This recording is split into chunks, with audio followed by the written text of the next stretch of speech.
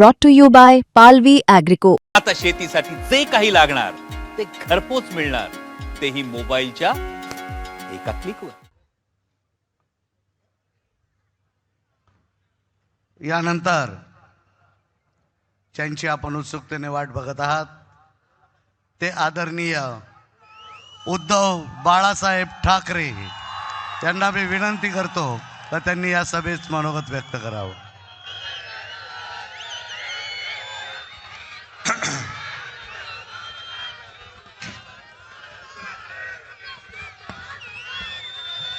जमलेल्या माझ्या तमाम हिंदू बांधवांनो, भगिनींनो आणि मातांनो, या गेल्या 2 वर्षातली माझी ही 4थी सभा आहे. पण आजच्या सभेत मला खूप आनंद होतोय, कारण माझ्यासोबत माझा भाऊ आणि महाराष्ट्र नवनिर्माण सेनेचा अध्यक्ष राज संजय तर सोबत आहेच, खासदार आहेत आणि उद्याच्या महापालिकेतले सगळे नगरसेवक आहेत. या भावी नगरसेवकांना सांगतोय की ही सगळी जनता ही तुमच्याकडे अपेक्षेने पाहते. त्यांच्या व्यथा काय आहेत याचा उल्लेख राजनी पण केला, संजयनी पण केला. आणि राजनी त्यांच्याकडे ही महापालिका असताना काय कामं केली हे अभिमानाने सांगितलं. मग राजनी केलेली नाशिकमधली कामं आणि मुंबईमध्ये शिवसेनेने कामं केलीत. हे 2 नागरिकांसाठी कामं करणारे भाऊ एकत्र आले तर नाशिकचा काय उत्कर्ष होईल हे तुम्ही तुमच्या मनाशी विचार करा. आणि मी सहज येताना, कारण स्थानिक काहीतरी बोललं पाहिजे, या शहराच्या समस्या काय आहेत? समस्या सगळीकडे त्याच आहेत.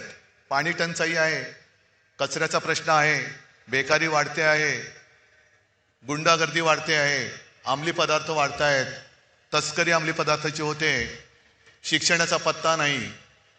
म्हणजे महाराष्ट्रात कुठल्याही शहरात गेलं रस्त्यावरती खड्डे आहेत. शहराचं नाव बदला, समस्या त्याच चिकटवून द्या, कुठलंही भाषण कुठेही चालेल. हे यांनी गेल्या 10 वर्षात केलेलं आहे. म्हणजे 2014 पासून आतापर्यंत मोदींच्या काळात. आमच्या मुलाखती चालू आहेत रोज, आज किंवा काल सुद्धा. मुलाखतकार एक प्रश्न नेहमी विचारतात की तुम्ही दोघं भाऊ एकत्र आलात, म्हटलं मग तुमच्या पोटात का गोळा आला? नाही, गोळा नाही आला. मग म्हटलं प्रश्न का विचारता? म्हणजे जेव्हा आम्ही एकत्र नव्हतो तेव्हा एकत्र का येत नाहीत, आणि एकत्र आलो तर एकत्र का आलात? तुमच्या अस्तित्वाचा प्रश्न आहे का? म्हटलं आमच्या अस्तित्वाची चिंता तुम्ही करू नका. शिवसेनेने आता यावर्षी शिवसेनेला 60 वर्ष होतील. अनेक निवडणुका लढवल्या, अनेक निवडणुकांमध्ये पराभव पचवला, विजय तसा फार थोडा नशिबी आला. पण पराभव होऊन सुद्धा शिवसेना संपली नाही. तर या निवडणुकीत आमचं अस्तित्व तुम्ही ठरवणारे कोण? पण ही निवडणूक जिथे जिथे ज्या शहरात निवडणुका आहेत त्या शहरातल्या नागरिकांनी त्यांचं आणि त्यांच्या भावी पिढीचं आयुष्य कसं असणार आहे, त्यांचं अस्तित्व कसं व्हायला पाहिजे हे ठरवणारी ही निवडणूक आहे. आम्ही पोटतिडकीने का तुमच्यासाठी प्रयत्न करतो? उल्लेख सगळे झाले. संजय राऊत आपण त्या काय धर्माच्या ध्वजाची आठवण करून दिली ज्याच्यावरती झाड आहे. मग मला एक प्रश्न विचारायचा आहे की भाजपचं हिंदुत्व हे खरं हिंदुत्व आहे का चुनावी हिंदुत्व आहे? राम मंदिर केलं म्हणून तुम्ही डंका पिटलात, आणि प्रभू रामचंद्र जिथे तपश्चर्याला बसले होते, म्हणजे फार थोड्या ठिकाणी प्रभू रामचंद्रांचं वास्तव्य होतं, त्यातली ही एक म्हणून तरी पुण्यभूमी आहे. कुंभमेळा इकडे का होतो? तपोवन त्याला का म्हणतात? पर्णकुटी कुठे होती?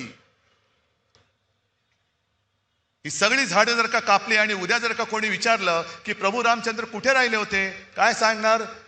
हे नमो भवन आम्ही केलेलं आहे. शासकीय विश्रामधामात प्रभू रामचंद्र राहिले होते म्हणून सांगणार? संपूर्ण सत्यानाश करायचा, धर्माची एक पट्टी अशी लावायची की सगळे अंधभक्त झालेत आणि एक असा काही तुमच्यावरती संमोहन करायचं, मोहिनी टाकायची की स्वप्नात गुंगवून टाकायचं. देवेंद्र फडणवीस ज्यांनी एक शहर दत्तक घेतलं होतं, राज बरोबर बोलला. अरे ज्यांना राजकारणामध्ये पोरं होत नाही त्यांना आमची पोरं दत्तक घ्यावी लागतायत, हे काय शहर दत्तक घेणार. म्हणून मोहन भागवतांना टाओ फोडावा लागतोय, अपत्य वाढवा, अपत्य वाढवा. अहो अपत्य वाढवा म्हणजे तुमचे राजकारणातले अपत्य वाढवा, नुसती अपत्य नका वाढवू. खायला खाळ आणि भुईला भार. मोहन भागवतांचं तेवढं तरी ऐका. आणि भाजप आज हा उपटचुंबांचा पक्ष झालेला आहे. उपटचुंब म्हणजे मला थोडी धाकधूक तर कधीच नव्हती, पण गेल्या वेळेला जी काही व्यासपीठावरती माणसं होती त्यातली काही कमी झाली असं मला कळलं. पण आज बघतो तो व्यासपीठ हाऊसफुल आहे. समोर तर आणखीन तुडुंब भरले. अरे आमच्याकडे पोरांचा तोटा नाहीये, अस्सल निष्ठावान अजूनही इथेच आहेत. म्हणजे आम्ही मोठी केलेली माणसं गेली असतील, पण ज्यांनी मोठी केली ती साधी माणसं आज देखील आमच्या सोबत आहेत. पण मला तुम्ही तर सोबत आहातच, आणि टीव्हीवरनं भाजपवाले सुद्धा बघत असतील चोरून. त्या भाजपवाल्यांची मी खरंच आत्मीयतेने बोलतोय, मी कुत्सितपणे किंवा टोमणा मारत नाही. मला भाजपवाल्यांना विचारायचंय की अरे काय नशिबी आले तुमच्या जीणं. या उपटचुंबांच्या सतरंजा म्हणजे आधी आमच्यात असताना भ्रष्टाचाराचे आरोप करायचे. एक कोण तो म्हणे सलीम कुत्ताचा साथीदाराबरोबर फोटो. मग तुम्हाला पक्ष वाढवला, कुत्ता चालतोय, बिल्ली चालतोय, चुहा चालतोय, सब कुछ चलता है. म्हणजे अशी बरबटलेली माणसं ही पक्षात घ्यायची आणि त्यांचे संघ सगळं लंगोटी साफसूफ करून त्यांना डोक्यावर घेऊन नाचायचं. हे निष्ठावंत भाजपवाल्यांचे आज नशिबी आले. कसे तुम्ही राहताय. हा भाजप तुम्हाला अपेक्षित होता. अगदी आम्ही दोघं एकत्र आल्यानंतर ज्यांनी फटाके फोडले दुसऱ्या दिवशी तिकडे. जाऊ दे त्यांचं नशीब आणि ते, मला त्यांच्या नशिबाची पर्वा नाही. मला वाईट वाटतंय ते निष्ठावान भाजप कार्यकर्त्यांचं वाटतंय. त्यांना प्रवेश दिल्यानंतर आमच्या देवेनी ताईंना रडू आवरेना. मला त्यांच्याबद्दल आदर आहे. मी ताई तुम्ही आमच्याबद्दल चांगलं बोलावं म्हणून मी बोलत नाही. तुम्ही तुमचं काम निष्ठेने करताय. उद्या मी बोलतो त्याच्यावर तुम्ही टीका जरूर करा, कारण तुमची ती निष्ठा त्या पक्षाची आहे. पण ज्या पक्षाची निष्ठा तुम्ही बाळगता आहात, राखता आहात, तो पक्ष आज उपऱ्यांचा पक्ष झालाय. उपरे. आणि हे माझं वाक्य नाहीये, देवयानी ताईंचं वाक्य आहे की दलालांनी चुकीचं ब्रीफिंग केलंय, म्हणजे भाजप आज दलालांचा पक्ष झालेला आहे. तिकडे सुधीर मुनगट्टीवार बोललेत की शनी शिंगणापूर आणि भाजपला दरवाजेच नाहीयेत. पण मुनगट्टीवारजी तुम्हाला कल्पना आहे, शनी शिंगणापूरला जातात ते संकटग्रस्त जातात, आणि भाजपात येतात ते ईडी सीबीआय इन्कम टॅक्स ग्रस्त येत आहेत, चोर दरोडेखोर येत आहेत. मग ज्या रामाने रावणाचा वध केला तो रावण सुद्धा भाजपमध्ये आला तर त्या रावणाला सुद्धा घेतील, एवढे निर्लज्ज झाले ते. कुठे यांचं हिंदुत्व. हे बरोबर बोललात तुम्ही. मी भाजपने पाठीत वार केला म्हणून काँग्रेस बरोबर गेलो होतो, आणि मी काँग्रेस सोबत गेलो तर उद्धव ठाकरेंनी हिंदुत्व सोडलं. मग भाजपने अकोटमध्ये MIM बरोबर युती केली. तेव्हा काय सुटलं नाही तुमचं का? मुळात नव्हतंच सुटायला काही. MIM बरोबर अकोटमध्ये युती केली. अंबरनाथ मध्ये जिथे शिवमंदिर आहे तिकडे या मिंद्याचं पायपुष्ट का आणखीन काय पुसून फेकून दिला, बरोबर घेतला, काम झालं, दिलं फेकून, आणि काँग्रेस बरोबर युती केली. बरं समविचारी म्हणजे काय? सगळे भ्रष्टाचारी येत आहेत, चोर दरोडेखोर येत आहेत, त्यांना बरोबर घेऊन चाललेत. भ्रष्टाचारी ते तुका मिळवावा, भाजपा पक्ष वाढवावा. आणि यांच्यामध्ये जी आता लागले, म्हणजे इथल्या लोकसत्तेमध्ये त्या बातमी आली असेल नसेल कल्पना नाही, पण मुंबईच्या लोकसत्तेत बातमी आले, गणेश नाईक पूर्वाश्रमीचे आपलेच. बघा गंमत कशी आहे. हा मिंदे कोण? पूर्वाश्रमीचा आपलाच. आता गद्दार. गणेश नाईक पहिले आपलेच, त्यांच्या दोघात लागले आता. आणि गणेश नाईक म्हणतायत त्यांचा सरळ आरोप केलाय नव्या मुंबईमध्ये FSIचा घोटाळा या मिंद्याने केलाय. आणि जर भाजपने परवानगी दिली तर या मिंद्याचा टांगा उलटा करतो. मग गणेश नाईकांना सांगायचं की ते टांग्यात बसता कशाला, टांग्यात टांग तरी घाला, नाही तर टांगा तरी पालटा करा. तांगड्यात तांगडं घालायचं आणि तरी सुद्धा टांग्यात बसायचं. अरे पाडा ना उलटा. म्हणजे हीच लोक सांगतायत की कशी अभद्र युती आहे, समविचारी अभद्र लोकांची समविचारी यांची ही युती झालेली आहे. तुमच्या व्यथांबद्दल कोण बोलतंय? कोणीच बोलत नाहीये. आज मुंबईमध्ये येऊन बघा, आम्ही होर्डिंग्स लावलेत, होय हे आम्ही केलं. मुंबईमध्ये कोस्टल रोड, होय आपल्या शिवसेनेने केलेला आहे. आणि मुद्दामून तुम्हाला सांगतो, आज इकडे तुडुंब गर्दी झालेली आहे. एक तरी भाड्याचा माणूस आहे का रे? कोणाला तरी पैसे देऊन इकडे आणले का? मग मुंबईमध्ये जे एक जिजामाता उद्यान आहे, तिथे आम्ही 10 वर्षापूर्वी पेंग्विन आणले. काय टीका केली आमच्यावर, हे पेंग्विन पेंग्विन पेंग्विन. होय पेंग्विन आम्ही आणले. पण ते पेंग्विन बघायला लोक तिकीट काढून गर्दी करतायत. आणि मी या सभेचा उल्लेख एवढ्यासाठी केला की त्यांच्या सभेला पैसे देऊन माणसं आणावी लागतायत. म्हणजे पेंग्विन एवढी किंमत सुद्धा लोकांच्या लेखी नाहीये. पैसे तिकीट काढून पेंग्विन बघतायत, पण पैसे घेऊन सुद्धा लोकांच्या सभेला जात नाहीयेत. काय तुमची त्यांची अवस्था आहे? आज नाशिकमध्ये जो आम्ही वचननामा जाहीर केलेला आहे, का नाही करायचा तो? पण तो करायचं की नाही हे तुम्ही ठरवायचे. तुमच्या समोर सगळं घडतंय. आज जसं तिकडे बंगालमध्ये ममता बॅनर्जी यांच्या हुकुमशाही विरुद्ध रस्त्यावरती उतरल्यात, अख्खा जवळपास बंगाल रस्त्यावरती उतरलाय. मग हा माझा महाराष्ट्र, शिवरायाचा महाराष्ट्र, छत्रपतींचा महाराष्ट्र, शाहू फुले आंबेडकर यांचा महाराष्ट्र, यांच्या दडपशाहीच्या विरुद्ध शेपूट घालून आत बसणार? अरे ज्या महाराष्ट्राने या देशाला दिशा दिली, त्याची दुर्दशा करणाऱ्याच्या हातामध्ये तुम्ही पूर्ण तुमचं नशीब परत एकदा त्यांच्या हातात देणार? हा वचननामा आहे, नुसता छापलेला कागद नाहीये रंगीत. तो आमचा ठाकरेंचा शब्द आहे. ही मोदी गॅरंटी नाहीये, बोगस मोदी गॅरंटी नाहीये. हा ठाकरेंचा शब्द आहे. आणि ठाकरे जे बोलतात ते करतात. आम्ही कोणी त्यांच्या कामाचं श्रेय कधी घेतलेलं नाही, कारण आम्हाला तशी गरज नाहीये. मशाल तुमच्या हृदयात पेटली पाहिजे.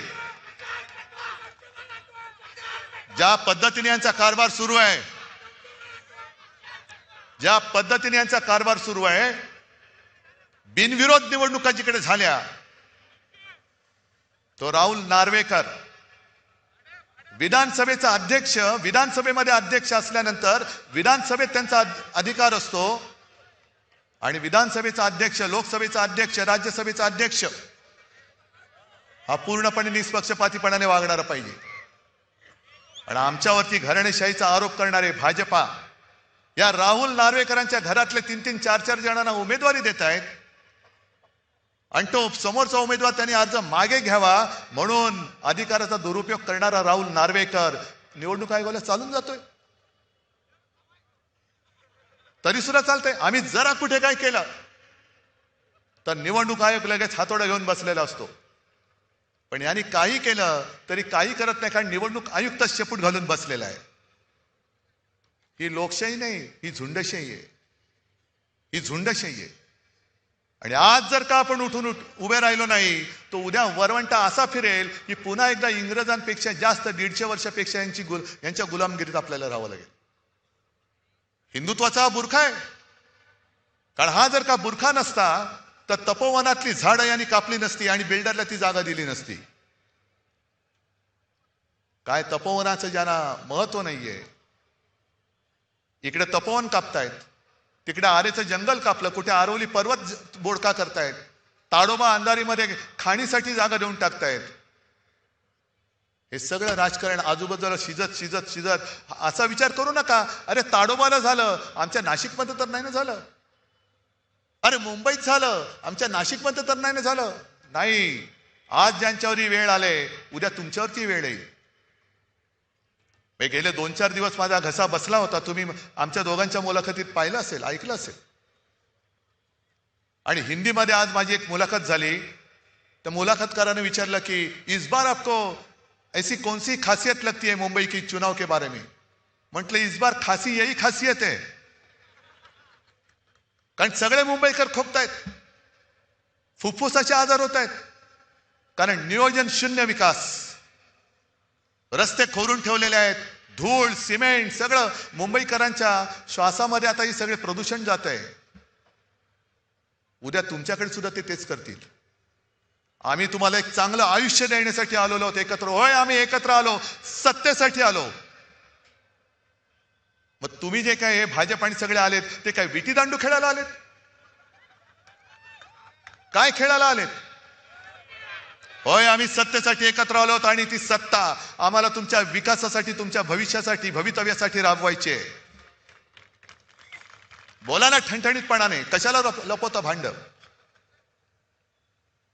आज नाशिक जे आम्ही मुंबईमध्ये करून दाखवलं, मुंबईमध्ये आज महापालिका शाळांचा दर्जा येऊन तुम्ही बघा. कारण गरीब माणसाला त्याच्या मुलांनी शिकायचं नाही, कारण मोठ्या शाळेच्या फी परवडत नाही. मग शिक्षण देणार कुठे? महापालिका शाळेमध्ये मोफत शिक्षण, आणि ते सुद्धा 8 भाषांमध्ये आपण मुंबई महापालिका शाळेमध्ये शिक्षण देतो. वेगवेगळ्या 8 भाषांच्या शाळा आहेत. ICSE, CBSE या सगळ्या काय म्हणतात ना ABCD, हे सगळे अभ्यासक्रम आपण महापालिका शाळेमध्ये शिकवतो. उद्या नाशिकची सत्ता आमच्या हातात द्या, मी नाशिकमध्ये महापालिका शाळेत हा अभ्यासक्रम सुरू करून दाखवेन. महापालिकेच्या शाळा आजपर्यंत मुंबईमध्ये सगळ्यांना लाज वाटायची. मुलगा शिकतो का? जातो शिकतो ना, कुठल्या शाळेत शिकतो? बोलायला यायचं नाही, कारण का महापालिकेची शाळा. आता अभिमानाने सांगतात, आता महापालिका शाळेमध्ये प्रवेशासाठी रांगा लागतात, आणि लोक अभिमानाने सांगतात की माझा मुलगा महापालिका शाळेत शिकतो. मुंबईमध्ये जे आम्ही केलं वैद्यकीय महाविद्यालय, उद्या सत्ता द्या, तुम्हाला नाशिकमध्ये वैद्यकीय महाविद्यालय करून दाखवतो. जगातली सगळ्यात माफक दरामध्ये प्रवास सेवा देणारी BST ही मुंबईमध्ये आपण टिकवली. हे बंद करायच्या मागे लागलेत. नाशिकमध्ये तशी आपण प्रवास सेवा सुरू करून दाखवू. करण्यासारख्या अनेक गोष्टी आहेत, करणारे आम्ही तयार आहोत. करून घ्यायची की नाही हे तुम्ही ठरवायचं आहे. कारण जर करूनच घ्यायचं नसेल तर हे नुसते घोटाळे आहेत. हे मी मगाशी राजनी पण उल्लेख केला, तपोवनाचा घोटाळा आहेच. मुंबईमध्ये गेल्या 4 वर्षात 3 लाख कोटीचा घोटाळा अभद्र युतीने करून ठेवला, 3 लाख कोटीचा. आणि हे सगळे मुद्दे आहेत. मे 24 पासून अवाजवी दराने जमीन खरेदीवर 80 कोटींचा आर्थिक भार, हे सगळे वाचतो मी. 1300 कोटींच्या STP प्रकल्पावर वाद, कंत्राटदाराला काम सुरू होण्याआधीच 150 कोटी आगाऊ देण्यात आले. हा आगाऊपणा जो आहे ना, हा महत्वाचा आहे. तो जो मुंबईत केला त्यांनी 3 लाख कोटी, त्या कामासाठी आगाऊ रक्कम देतात, आणि त्या आगाऊ रकमेतनं हे आगाऊ पैसे काढतात आणि ते लोकांना वाटतात. निर्णय तुम्ही घ्यायचा आहे. हार जीत आमची नाही, आमचं सोडून द्या. तुमचं आयुष्य तुम्हाला कसं जगायचंय, तुमच्या मुलाबाळांच्या लेखी काय होणार आहे, काय करायला पाहिजे, हे ठरवणारी निवडणूक आहे. आणि म्हणून आम्ही दोन्ही भाऊ मिळून तुम्हाला वचन देतो आहोत. जे बोलतो ते आजपर्यंत आम्ही करून दाखवलेलं आहे. आणि आजचा सुद्धा हा वचननामा, हा नुसता काहीतरी प्रिंटिंगचा कागद म्हणून नाही, तर ते आमची वचन आहेत. आणि त्यातल्या प्रत्येक शब्दाला हे आमचं वचन मानून तुम्ही जर का आम्हाला आशीर्वाद दिले तर आम्ही तुम्हाला ह्या सगळ्या गोष्टी देऊ शकतो. आता तुम्ही सांगा, जर देणार असाल तर जरा दोन्ही हात वर करून सांगा. आणि या हात मुद्दामून जरा दाखवा, त्या दलालांना दाखवा. तुमच्याकडे पैसे असतील, तुमच्याकडे सत्ता असेल, पण आमच्याकडे विश्वास आहे, आमच्याकडे निष्ठा आहे. गद्दार लोक तुम्ही विकत घेऊ शकाल, पण निष्ठावानाने विकत घेऊ शकणार नाही. आणि हे जोपर्यंत मजबूत हात आमच्या सोबत आहेत, तोपर्यंत शिवरायाच्या पवित्र भगव्याला, जो भाजपला मी नेहमी आव्हान देतो की तुम्ही हिंदुत्ववादी म्हणता आणि माझ्यावरती टीका करता, पहिलं तुमच्या फडक्यावरचा हिरवा रंग काढा आणि मग आमच्यावरती हिंदुत्वाशी बोला. कारण आज सगळे आमचं हिंदुत्व हे व्यापक आहे, आमचं हिंदुत्व हे राष्ट्रीयत्व आहे आणि सगळे आमच्या सोबत आहेत.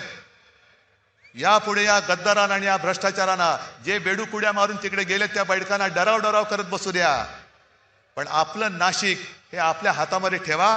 आपली शिवसेना आणि मनसेची एक अशी भक्कम मजबूत सत्ता या नाशिकमध्ये आणा की उद्या कोणी दत्तक बाप इकडे पाय ठेवायला घाबरला पाहिजे. आणि तेवढी ताकद ही नक्की तुमच्यामध्ये आहे, हा विश्वास व्यक्त करतो आणि आपली रजा घेतो. जय हिंद, जय महाराष्ट्र. यानंतर राष्ट्रगीतासाठी सर्वांनी उभं राहावं. राष्ट्रगीत.